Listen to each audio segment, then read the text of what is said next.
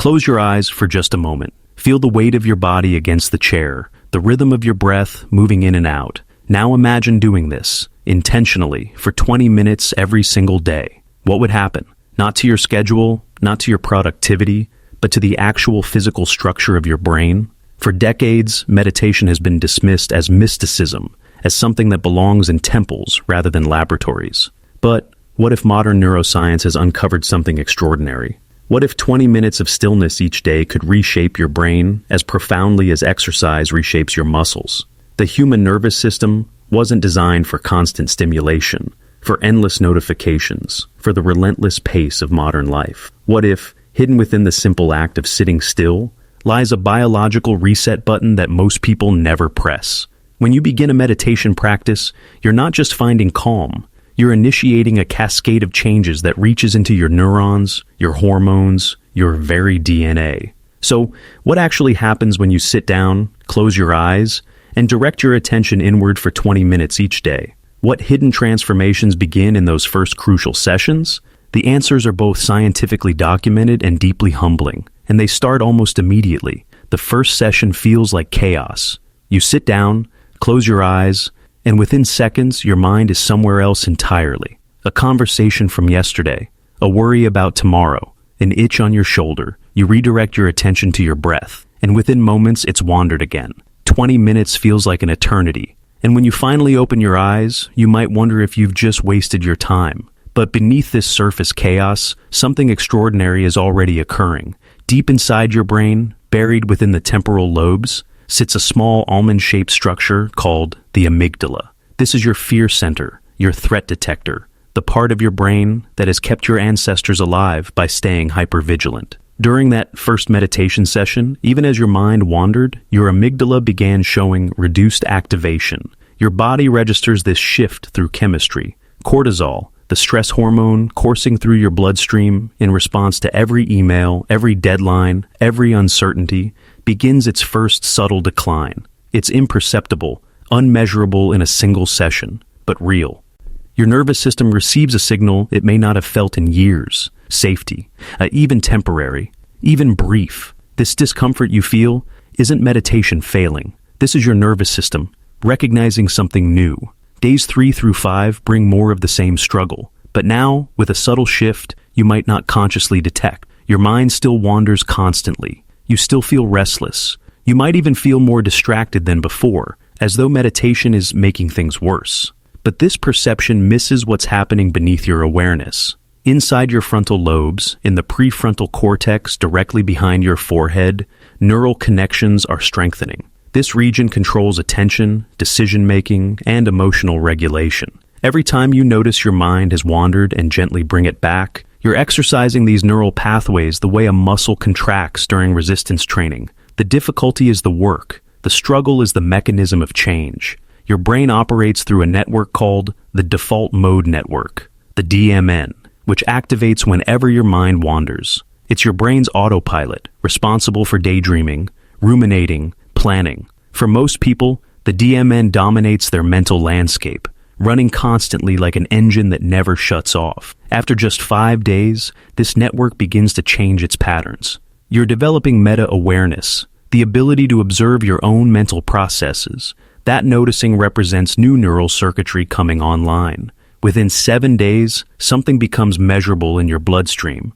Cortisol levels, which have been elevated by chronic stress, begin to decline. Studies document reductions of 15 to 25% after just 1 week of consistent meditation practice. This isn't speculation. This is biochemistry shifting in response to behavior. Your cortisol is regulated by the HPA axis, the hypothalamic pituitary adrenal axis, which controls your stress response. When you perceive a threat, this system floods your body with stress hormones designed for brief emergencies, not chronic activation. 1 week of meditation begins to recalibrate this system. Your baseline cortisol level drops. Your stress response becomes more proportional to actual threats rather than perceived ones. This creates a feedback loop. Lower cortisol means better emotional regulation. Better emotional regulation means fewer stress triggers. Fewer triggers mean less cortisol production. The cycle that has been perpetuating itself finally finds an exit. You might notice physical changes. Sleep comes easier, your jaw unclenches, the tension in your shoulders begins to release. 1 week might seem too brief for meaningful change, but at the neurochemical level, transformation is well underway. By the second week, if neuroscientists could scan your brain, they would witness something remarkable. The gray matter in your hippocampus, the structure deep in your brain responsible for learning and memory, has begun to increase in density. Simultaneously, the gray matter in your amygdala, that fear center, has begun to decrease. Your brain is not just functioning differently, it's becoming structurally different. This is neuroplasticity in action, the brain's ability to reorganize itself by forming new neural connections throughout life. For decades, scientists believed the adult brain was fixed. That belief was wrong.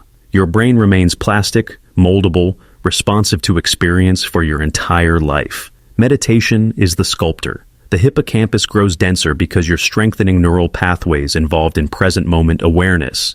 The amygdala shrinks because you're reducing chronic activation of fear responses. These changes are measurable within 14 days. Brain imaging studies show these structural shifts clearly. This isn't about feeling calmer. This is about your brain physically reshaping itself, neuron by neuron, in response to 20 minutes of daily practice. Your brain has been sculpted by every experience you've had. Now you're sculpting back. Around day 15, something unexpected begins to occur in your bloodstream. Inflammatory markers, the proteins that signal chronic inflammation throughout your body, start to decline. Cytokines, the chemical messengers that coordinate immune responses, show reduced levels. This connection between meditation and inflammation seems impossible at first. How can sitting still affect your immune system? The mechanism operates through the vagus nerve, the longest nerve in your autonomic nervous system, wandering from your brainstem down through your organs. It's your primary rest and digest nerve, the counterbalance to your fight or flight response. Chronic stress suppresses vagal activity. Meditation activates it. When you sit in meditation, focusing on your breath, your vagus nerve increases its tone, its baseline level of activity. Higher vagal tone is associated with better emotional regulation, lower inflammation, and improved immune function. This nerve acts as a communication highway between your brain and your body. Your brain signals your immune system that it's safe to stand down from chronic alert. Inflammation underlies almost every modern disease. By reducing inflammatory markers, meditation is reaching into your cellular biology. 20 minutes of stillness each day, and your body begins to remember what peace feels like at the cellular level. By week 3, research reveals perhaps the most profound change yet. Inside every cell in your body, at the end of each chromosome, sit structures called telomeres. Think of them as the plastic caps on shoelaces, protecting your genetic material from fraying. Every time a cell divides, these telomeres shorten slightly. Eventually, they become too short, and the cell can no longer divide. This is cellular aging at its most fundamental level. Chronic stress accelerates telomere shortening. The constant flood of cortisol, the inflammatory proteins, the oxidative stress, all of it degrades these protective caps faster than they should naturally decline. But meditation reverses this trajectory. Studies show that meditation increases the activity of an enzyme called telomerase, which rebuilds and protects telomeres. After 3 weeks of consistent practice, measurable changes appear in telomerase activity. Your cells are aging more slowly. This isn't metaphorical. This is your DNA being protected from degradation, not because you've earned it through discipline, but because your biology is designed to respond to rest. Your body wants to heal. Meditation simply removes the obstacles. This ancient practice aligns perfectly with molecular mechanisms that modern science is only beginning to understand. Between days 22 and 25, brain imaging reveals another layer of transformation. Your brain operates through large-scale networks that work together to perform complex functions. 3 networks in particular show dramatic changes. The salience network, which determines what deserves your attention, becomes more efficient. The central executive network, which handles decision-making, strengthens its connections. The default mode network shows enhanced regulation. These networks were always there, but they've been functioning suboptimally. The salience network, overwhelmed by constant stimulation, treated everything as important. Now it's learning to discriminate. What actually matters? What can be released? The signal-to-noise ratio in your mental experience is improving. The central executive network now operates with greater clarity. Decisions that once felt overwhelming begin to resolve more naturally. Not because your life has become simpler, but because the machinery that processes complexity is functioning as designed. These networks communicate through white matter tracts, the highways connecting different brain regions. Meditation strengthens these connections. Your brain regions are learning to work together more cohesively. You experience this as clarity, as priorities becoming obvious, as quiet confidence in your own judgment. Days 26 through 28 bring changes that extend beyond cognition into emotion. Deep within your brain, the insula, a region buried beneath your temporal lobes, has been quietly thickening. The insula handles interoception, your ability to sense your own internal state. It's how you know you're hungry, anxious, or calm. It's the bridge between your body and conscious awareness. After nearly a month of meditation, your insula has physically grown. This means you're more aware of emotional states as they arise, before they fully hijack your behavior. You notice anger building. You sense anxiety approaching. This awareness creates a gap, a pause between stimulus and response. Meditation widens that gap. You're not suppressing emotions. Suppression requires constant vigilance and eventually fails catastrophically. Instead, you're processing emotions more efficiently. They arise, you observe them, and they pass. The emotion doesn't define your identity. You're not an angry person experiencing the world. You're a person observing anger move through your system. Brain regions responsible for emotional regulation show enhanced activity. Your prefrontal cortex can now better modulate the amygdala's fear response. The amygdala still fires when threatened, but now it doesn't commandeer your entire system. Your brain has learned to feel without becoming. Day 30 arrives, and if you could see a comprehensive scan of your nervous system, you would witness something remarkable. Every change documented over the past month is now working in concert. Your amygdala is smaller and less reactive. Your hippocampus is denser. Your prefrontal cortex is stronger. Your brain networks communicate more efficiently. Your telomeres are protected. Your inflammation is reduced. Your cortisol has stabilized. But the most profound change isn't in any single measurement. It's in how these systems integrate. Your baseline state has fundamentally shifted. You return to challenging situations differently than you did 30 days ago. The traffic that once triggered irritation now registers as neutral. The criticism that once spiraled into rumination now bounces off more easily. You're not immune to stress. You're resilient to it. Difficult days still come. Your mind still wanders. Anxiety still visits. But the relationship has changed. These states no longer define your entire experience. They're weather patterns moving through a larger sky. Your nervous system isn't just surviving. It's remembering what balance feels like. 20 minutes a day for 30 days.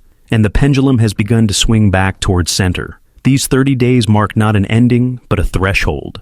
The changes you've experienced are just the foundation. Long-term meditators show even more profound transformations. Brain regions associated with compassion grow larger. Cognitive decline slows.